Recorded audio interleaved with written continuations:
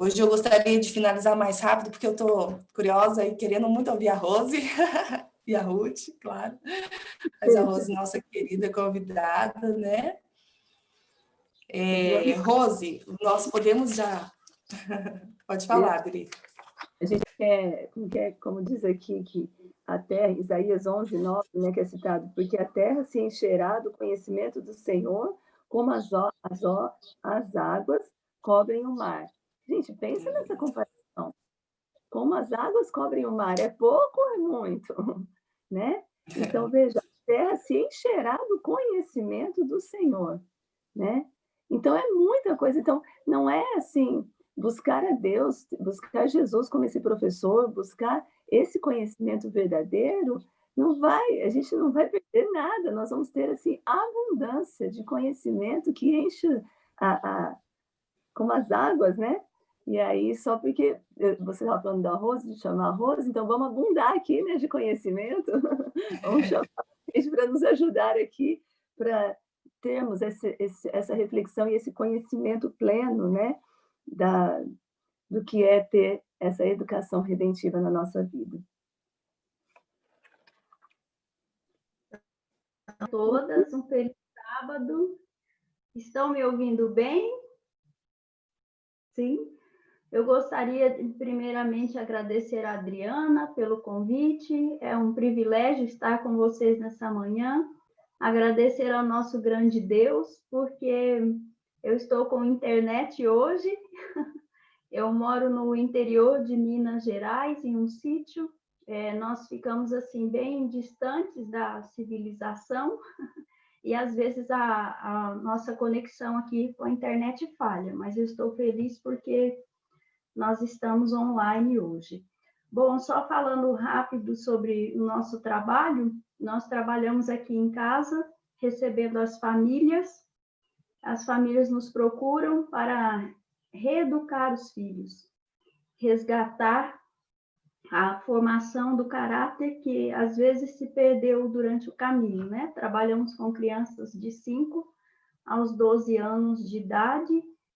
A metodologia se chama RODIP, e ela envolve, então, os principais valores do caráter da criança, que seria o respeito, a obediência, a responsabilidade e o domínio próprio. Os pais ficam aqui comigo no final de semana e nós explicamos a eles como, então, implantar a educação espaçada, que é o método que nós criamos, na educação dos filhos. Só um resumo do trabalho que fazemos. Estou muito feliz em rever a Adriana e a Aline. Já conversamos bastante sobre esse assunto, não é, meninas? Bom, então vamos lá. Nós estamos na terça-feira. E a Bíblia, então, a lição vem dizendo para nós como conhecermos a imagem de Deus, como sabermos que Jesus é o nosso professor. Deus revela o seu amor através da natureza, através de outros fatores, mas principalmente através de sua palavra, que é a santa palavra de Deus, a Bíblia. Então, a lição de terça-feira vem descrevendo aqui como que a Bíblia, como foi a história da Bíblia, desde a sua escrita até hoje, nos dias atuais. Primeiro, aqui o texto segundo Timóteo 3, 14 e 17, já pega o que Paulo diz sobre a Bíblia.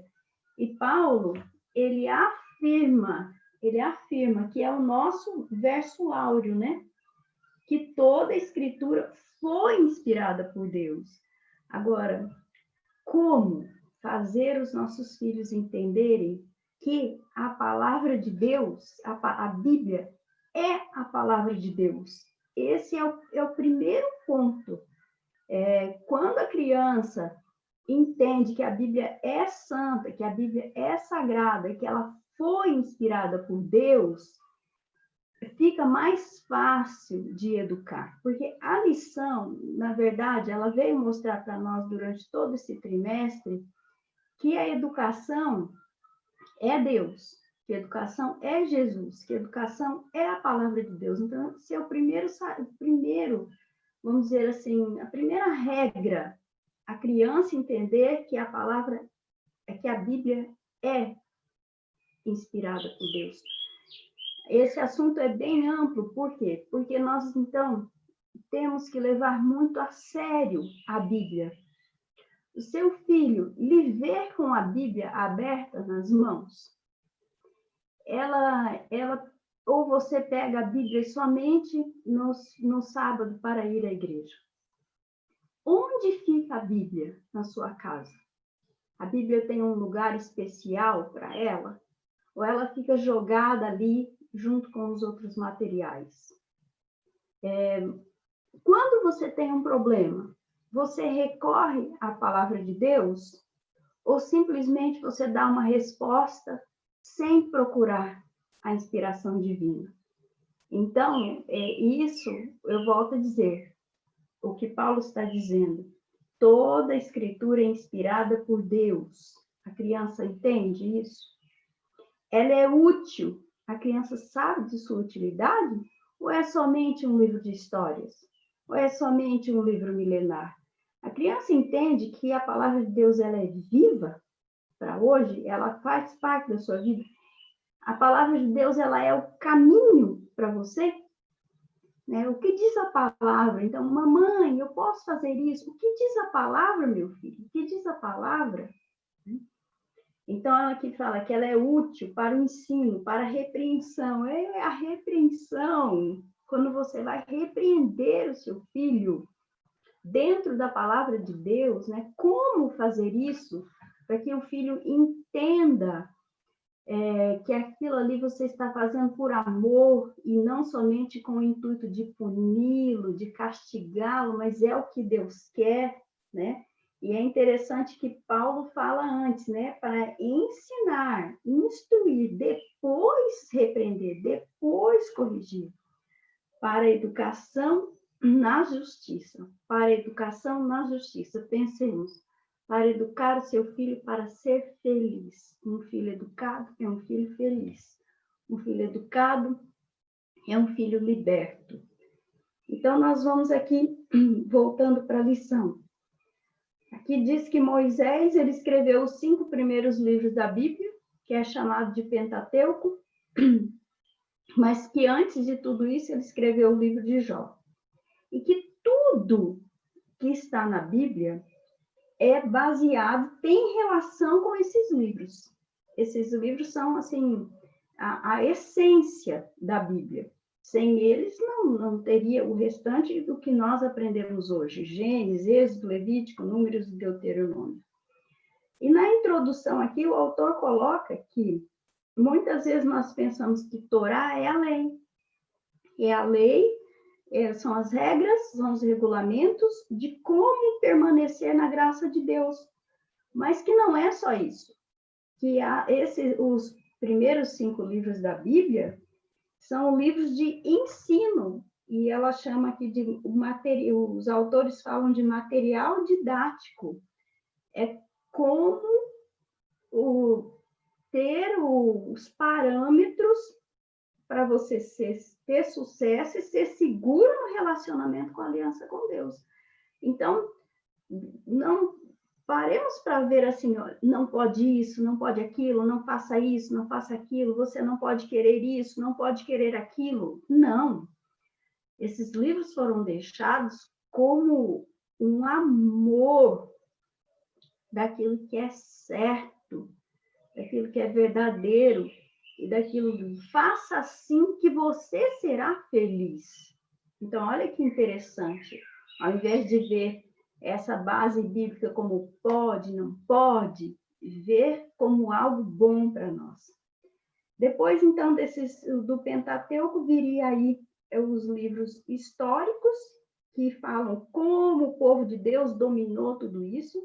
E os últimos profetas, que eu queria dominar, mas não consegui dominar. Né? Eu falhei. Então, a Bíblia ela é rica porque ela mostra as pessoas que conseguiram permanecer em Cristo e teve uma vida vitoriosa, e aqueles aluninhos cabeça dura. Deus ensinou, mas não quis aprender e fracassou. e fracassou. Então, aqui vem falando que os exemplos de sucesso seriam Esther, Ruth, Daniel e Jó. E os fracassados aí? Aqueles ingratos que ficaram questionando a Deus, que quebraram a cabeça, que aí a lição cita aqui os amigos de Jó. Fala também do livro de Salmos, que o livro de Salmos, ele é extraordinário, né? Porque eles, olha, se vocês, mães, quiserem que seus filhos conheçam a Deus, conheçam os atributos de Deus, quem é Deus é o livro de Salmos. Não tem outro livro. É o livro de Salmos, principalmente ali o Salmo 145, onde mostra a glória de Deus.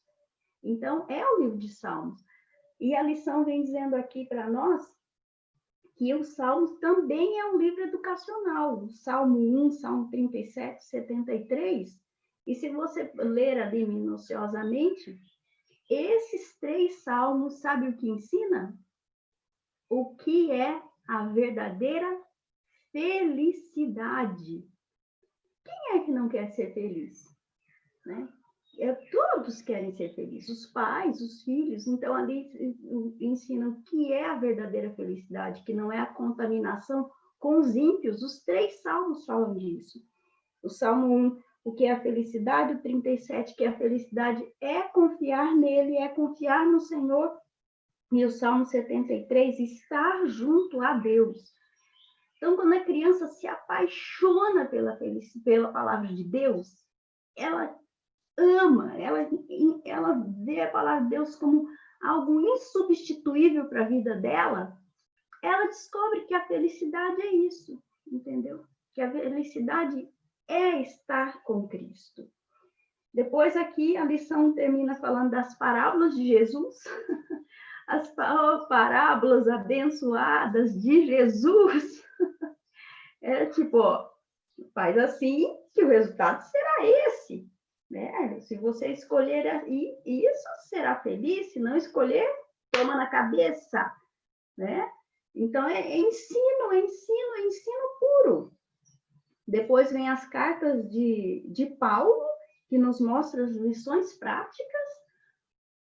Quais, para mim, uma das lições mais reais que ele mostra ali é Gálatas 5, né? As obras da carne e os frutos do Espírito. Então, vem a imagem de Deus, o pensamento de Deus. Quem possui o pensamento de Deus, frutifica. E os frutos do Espírito é amor, é bondade, é paciência, é misericórdia. Tem domínio próprio. Não fica irado. As crianças iram, né? Iram. E Paulo fala muito do domínio próprio. Muito do domínio próprio. Lá em Colossenses, em Romanos, ele fala muito, né? Não irai, não irai, não irai. Então, Paulo fala das lições práticas. E o Apocalipse vem nos ensinando o quê? Vem nos ensinando o futuro, a profecia, o que vai acontecer com a igreja, a volta de Jesus. Então, nada é escuro na palavra de Deus. Ele diz como você tem que fazer, o que você tem que fazer, quando você tem que fazer. Você precisa se preparar para a volta de Jesus e ele vem. Nós não temos muito tempo, não é, meninas? Mas Ellen White fala o que a negligência do estudo da palavra de Deus faz com a mente do ser humano. Deixa a mente pobre, deixa a mente mesquinha, deixa a mente débil, e ela fala que é uma ineficiência mental. Na verdade, é assim, quem não conhece a palavra de Deus, quem não estuda a palavra de Deus, além dela não se preparar para adorar ao Criador, para a volta de Jesus, olha, meninas, é muito difícil se relacionar com quem não estuda a palavra de Deus. Voltando a falar dos filhos, é uma criança teimosa, é sem educação, é uma criança chata, é uma criança egoísta, não tem senso comum, não tem bom senso, Tudo isso porque não aprendeu nada dentro da palavra de Deus. E aqui a lição diz que a Bíblia é o guia, né? Ela deve ser o livro que satisfaz as necessidades de nossa vida. A Bíblia é o alimento que nós precisamos, é o nosso alimento espiritual. Então, incutir a palavra de Deus no coração dos nossos filhos é o primeiro ponto para essa criança ser uma criança educada e uma criança resgatada para o coração do Senhor. Falei demais, né? O meu problema é que eu falo demais. Não, tá tudo certo, a gente está aqui bebendo.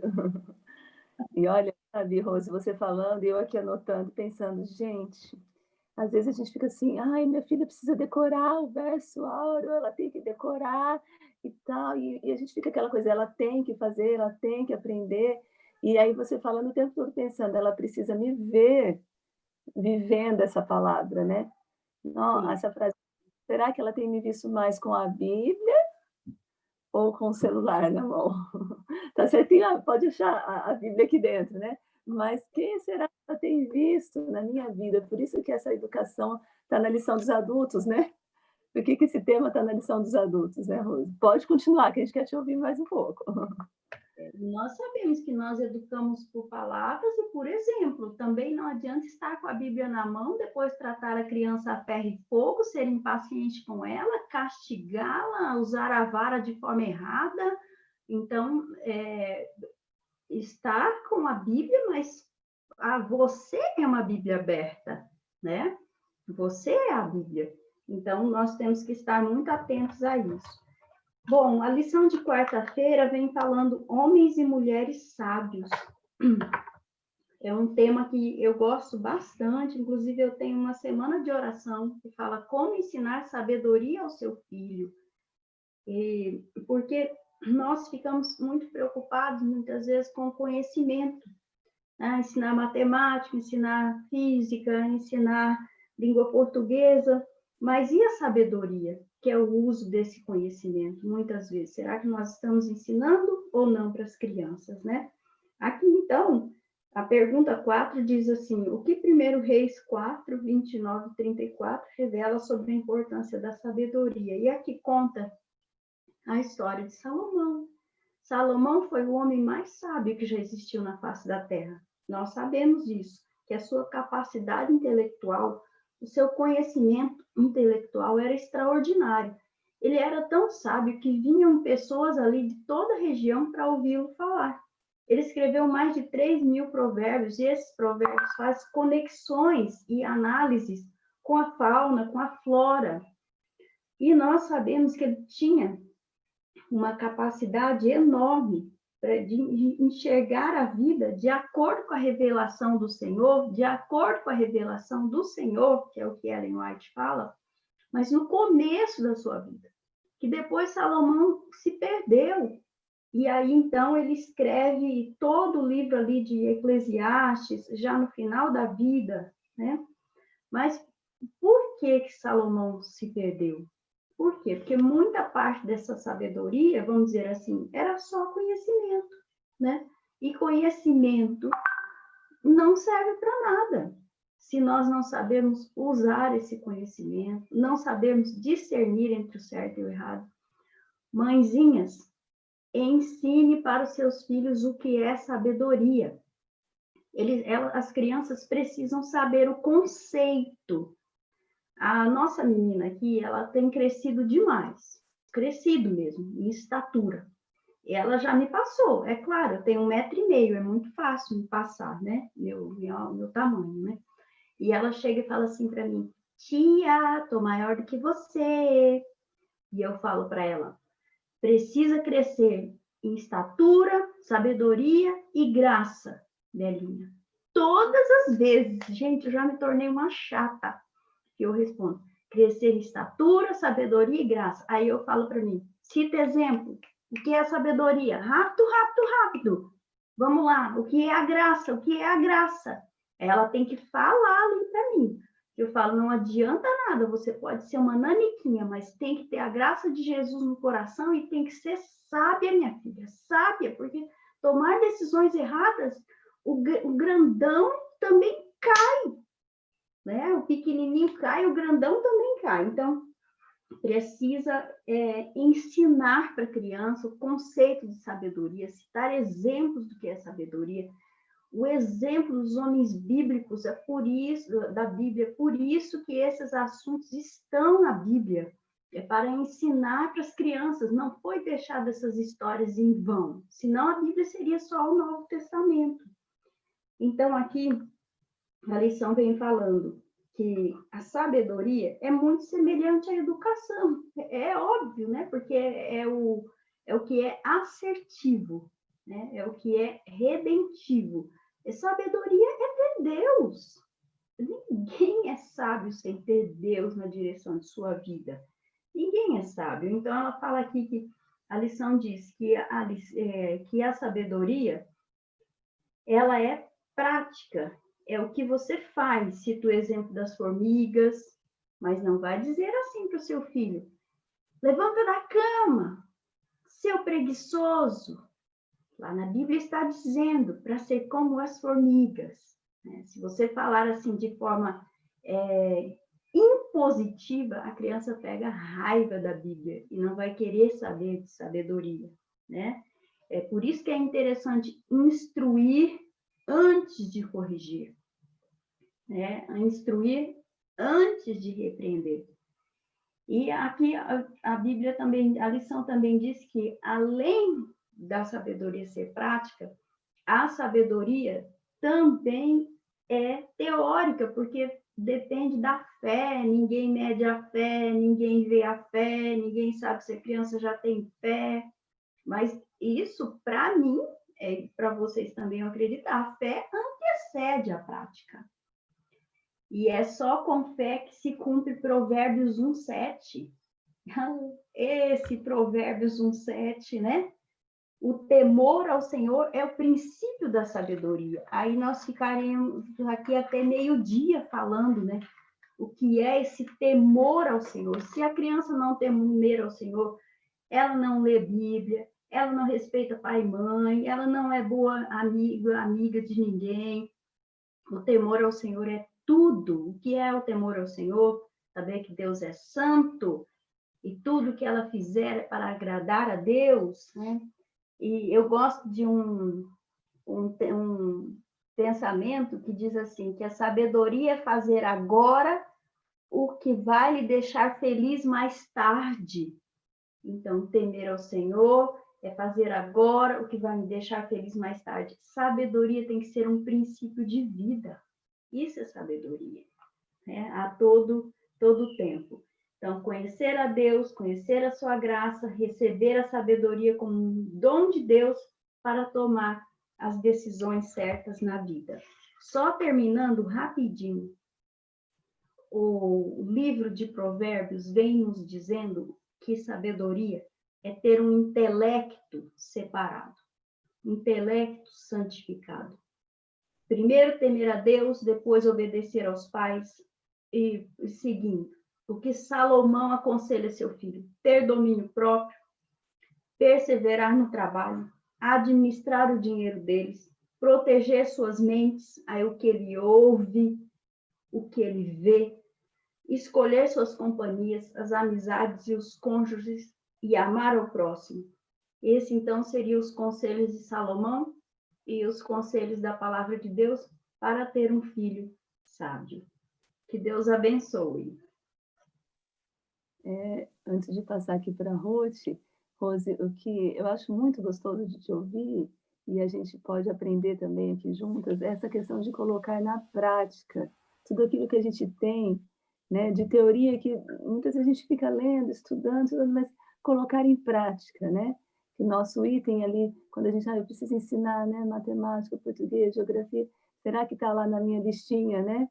Sabedoria, né? E isso, assim, faz a gente refletir demais, né? Que Deus te abençoe e te use cada vez mais nesse trabalho de restaurar as famílias, né? A esse conhecimento, a esse entendimento prático do que é viver realmente essa educação e essa redenção.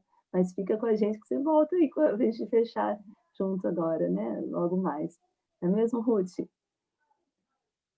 Ana, para mim foi um prazer conhecer você, Rose, aqui virtualmente pela primeira vez, né? A Adriana e a Aline sempre me falam de você.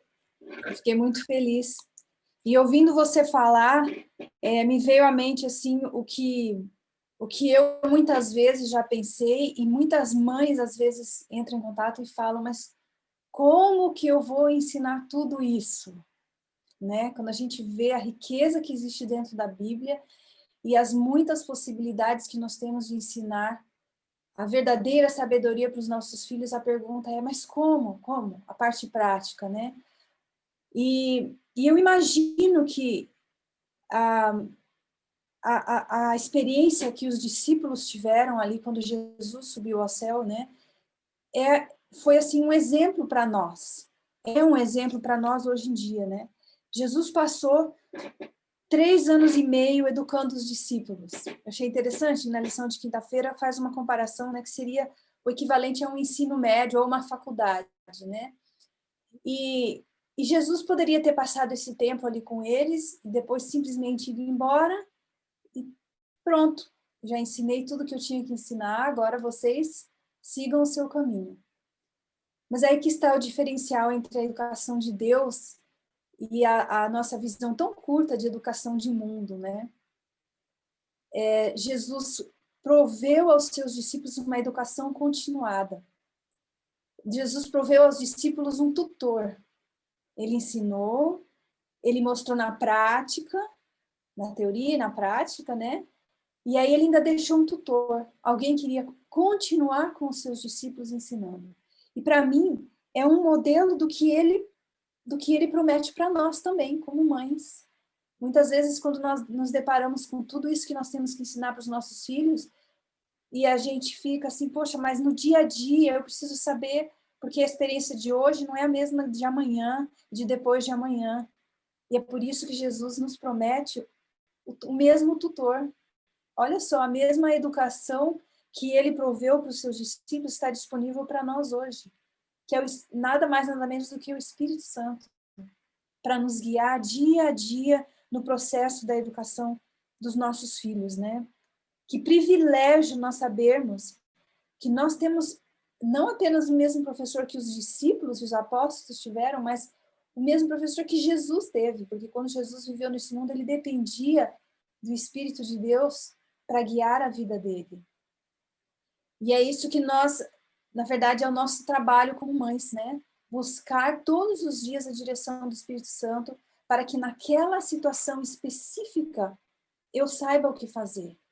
E é muito bom nós termos livros e termos pessoas como a Rose que aconselham, que ensinam, mas na prática, no dia a dia, eu preciso do Espírito Santo. Eu não posso fazer nada sem ele. E a Bíblia, nós vemos aí na lição de quinta, fala que esse professor ou guia, né, é apresentado como um consolador ou um advogado. E eu achei muito interessante essa palavra advogado, né? Porque é muito mais do que um guia, do que um professor. É alguém que não apenas vai lhe ensinar, mas ele vai defender a sua causa, né? Ele vai lhe ajudar quando você tem problemas. Essa é a função do Espírito Santo. E ele vai, e conforme nós vamos ver aqui, principalmente no texto de 1 Coríntios 2, que está na pergunta 5, nós vamos ver a profundidade na qual ele vai nos levar. Quando nós abrimos, se você tiver a oportunidade, abra a sua Bíblia em 1 Coríntios, 1 Coríntios, capítulo 2, né, a carta de Paulo aos Coríntios. E Paulo está falando já desde o capítulo 1 sobre sabedoria. E quando ele entra no capítulo 2, é como se ele estivesse assim, explicando para eles o que ele considerava verdadeira sabedoria, né? Aí ele fala, a partir do... Ele fala que ele poderia ter falado de discursos eloquentes. Paulo realmente era preparado para isso, ele podia ter trazido discursos eloquentes, ele podia ter trazido muito conhecimento, né? Sendo um judeu, tendo também, né, a cidadania romana e toda a educação que ele teve, ele poderia chegar com muitas teorias, mas o que é que ele fala? Que ele escolheu não falar isso. No verso 2, decidi nada saber entre vocês a não ser Jesus Cristo e este crucificado. No verso 4, minha mensagem e minha pregação não consistiram em palavras persuasivas de sabedoria, mas em demonstração do poder do Espírito. E depois no verso 5 ele fala de novo do poder de Deus. E continuando, a gente vai ver que Paulo está apresentando para a igreja primitiva, então, um conceito de educação muito diferente do que aquilo que eles estavam acostumados, né? A presença do Espírito Santo na vida deles proveria a eles uma educação muito superior à educação que o mundo oferecia. Uma educação que apresentaria a eles o poder de Deus, que daria a eles acesso ao poder de Deus. Conforme nós vamos continuar lendo aí, nós não temos tempo para ler tudo, né? Mas ele chega ao ponto de que, quando nós somos ensinados pelo Espírito, nós aprendemos a discernir as coisas espiritualmente. Nós falamos de discernimento ali na missão de quarta-feira, né? E de sabedoria. Então, agora, com a presença do Espírito Santo em nossa mente, nós conseguimos discernir tudo espiritualmente. E o ápice, então, desse processo de desenvolvimento, porque ele fala também da maturidade, né? Você começa, em outros textos de Paulo, ele fala, nós começamos como um bebezinho, né? Tomando leite, depois nós vamos recebendo alimento sólido. E qual é o final, qual é o propósito? Nós vemos no verso 16, né? Quem conheceu a mente do Senhor para que possa instruí-lo? Nós, porém, temos a mente de Cristo. Para mim, isso é tão, assim, grandioso que não cabe na minha mente. Como assim? Como ter a mente de Cristo? E é isso que Deus propõe para nós. Esse é o nível de educação que Deus propõe para nós. Então, eu como mãe, se eu quero saber como educar os meus filhos, se eu quero ter discernimento para lidar com cada situação diferente na vida dele, o que eu mais preciso é buscar a presença do Espírito Santo em minha vida. Porque é só através do Espírito Santo que eu vou ter acesso, né, a essa sabedoria infinita, que é a sabedoria que Jesus tinha, a sabedoria que ele ensinou aos seus discípulos e que ele ofereceu continuamente através da presença do Espírito Santo, né? E eu fico pensando, quando Ellen White tem um texto que ela fala, né, que quando Jesus enviou o Espírito Santo, os discípulos se sentiram muito mais próximos de Jesus, quando Deus enviou o Espírito Santo, se sentiram muito mais próximos de Jesus do que quando eles estavam fisicamente ao lado de Jesus. Porque aonde eles estavam, eles ouviam a voz de Jesus através das impressões do Espírito Santo, né? E então eles reconheceram a voz que eles estavam familiarizados. E eu fico pensando, se nós andarmos todos os dias buscando o Espírito Santo, buscando ouvir as impressões da nossa mente, a sua voz, imagine que maravilha que será quando nós chegarmos no céu e nós conhecermos Jesus pessoalmente, face a face, nós vamos reconhecer a voz dele. A voz dele vai ser algo que nós já estávamos acostumados a ouvir, né? Que essa seja a nossa experiência, mães. Eu desejo isso para mim, desejo isso para cada uma de vocês, né? Para chegarmos no céu, nós reconheçamos aquele que foi o nosso guia aqui, durante a nossa jornada na educação dos nossos filhos. Amém. Deus nos abençoe. Eu arrisco dizer, Ruth, que talvez parte da nossa angústia, às vezes como mães, com tanta responsabilidade que a gente sente, se preocupa, talvez esteja nos faltando buscar ainda mais esse Espírito, né? Clamar mesmo para que Ele preencha a nossa mente. E aí tentar, né, com a ajuda de Deus, esvaziar essa mente de coisas que muitas vezes estão ocupando espaço para que esse Espírito habite, né? E assim, todas nós teremos essa segurança, né? E isso é muito importante para nós, né? Para o nosso processo de reeducação e restauração. Para nós encerrarmos Eu hoje. queria comentar alguma coisa também, Dri. Jesus faz um convite no Desejar de Todas as Nações, né, na página 229, fala assim: temos de entrar para a escola de Cristo. É um convite para todas nós, a fim de aprender dele a mansidão e a humildade. Então, enquanto mães, nós precisamos aprender muito sobre mansidão, né? Eu falo de mim, sobre a humildade, sobre a mansidão. E aí continua dizendo assim: redenção é o processo pelo qual a alma é preparada para o céu. E esse preparo implica conhecer a Cristo. Significa emancipar as ideias, hábitos e práticas adquiridos na escola do príncipe das trevas.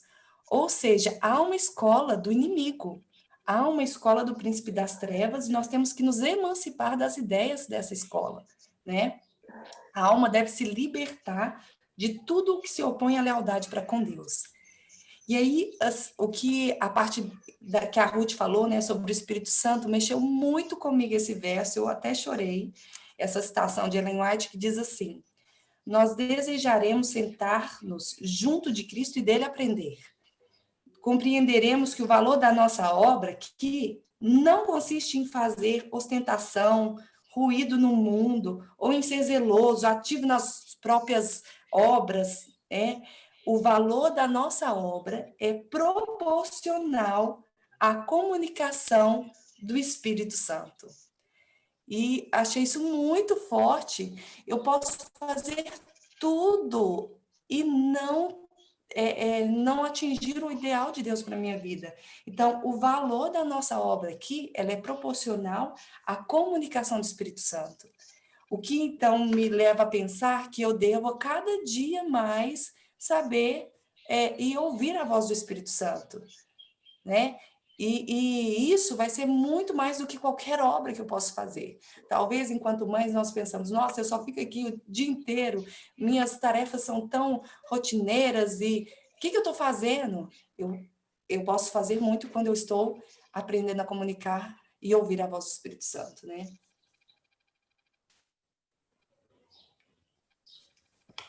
Rose, quer fazer algum comentário para nós encerrarmos? Aplicar a Deus dia a dia o batismo do Espírito Santo.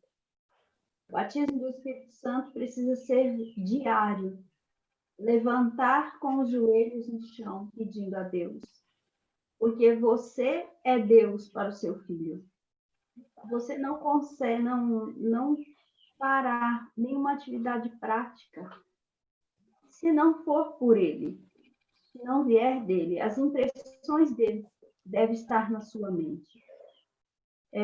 Peça a Deus, peça para que o Espírito Santo lhe dê vontade de ensinar. Porque a criança vai aprender com você. E se você não tiver o coração aberto, se não ensinar motivada, a criança percebe. Então, peça a ele essa paciência e essa motivação para ensinar. Faça o possível e o impossível para não fechar o canal da aprendizagem com seu filho. Perceba dia a dia se o seu filho tem vontade de aprender com você. Porque quando fecha a porta da aprendizagem, seu filho vai aprender e beber de outras fontes, como a Aline falou. Existem outras fontes. Satanás. Então, fique atenta a todos esses detalhes. Meu filho está aprendendo comigo, ele gosta de aprender comigo, ele é feliz aprendendo comigo. Entregue aos pés de Jesus a cada dia. Peça o Espírito Santo a cada dia, porque Deus somos nós, a Bíblia somos nós, nossos filhos estarão no céu devido à nossa influência. Então, peça esse poder ao Senhor a cada dia, porque nós, seres humanos, por nós mesmos, nós não conseguimos. Que Deus abençoe a cada uma de vocês. Amém. Sábado que vem estaremos de volta aqui para mais um Entre Elas. E que Deus nos abençoe a colocar em prática, né? Com a ajuda do Espírito, clamar diariamente pela unção do Espírito. Esse é o nosso desafio, né? Nós lançamos aqui ao encerrar essa lição. Obrigada, Aline, Ruth, Rose, obrigada a todos que estiveram aqui. Rose, você pode encerrar para a gente uma oração? Vamos orar. Grande Deus que estás nos céus, nosso Criador, nosso Salvador, nosso Redentor, nós damos glórias ao teu santo nome, porque neste mundo perdido, nesse mundo de trevas, nós tivemos a oportunidade de estudarmos, de estarmos aqui reunidas, com a tua palavra aberta, aprendendo mais de ti. Em nome do Senhor Jesus, nós suplicamos o poder do Espírito Santo em nossas vidas. Nos transforme a cada dia, Senhor. Faça com que o nosso querer seja o teu querer, as nossas vontades sejam as tuas vontades. Abençoe todas as pessoas, todas as mães que estão aqui e que participaram deste momento agora. Nós sozinhas somos fracas, pecadoras e impotentes. Por isso, humildemente pedimos ao Senhor, nos batize com o seu Espírito a cada momento, para que as crianças, nossos filhos, os adolescentes, vejam em nós a tua imagem, o teu reflexo. Prepara-nos a cada dia para nos encontrarmos contigo, juntamente com toda a nossa família. Esse é o nosso desejo. Em nome de Jesus, amém. Amém.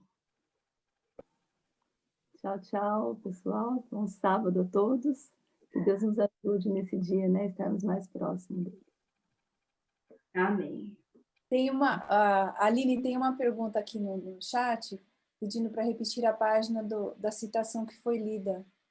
Acho que foi a que você leu. Desejado de todas as nações, é 229, o capítulo chama O Convite. Tá certo. Tá? Feliz sábado, pessoal. Muito obrigada, Rose. Eu anotei aqui, ó, um monte de coisa a mais no cantinho da minha lição, coisas práticas. Amei. Espero sua participação mais outras vezes. Eu que agradeço. Muito obrigada pelo convite. Muito obrigada. Bom sábado. Fiquem com Deus. Tchau. Bom sábado a todas. Feliz sábado, gente. Que bonitinho.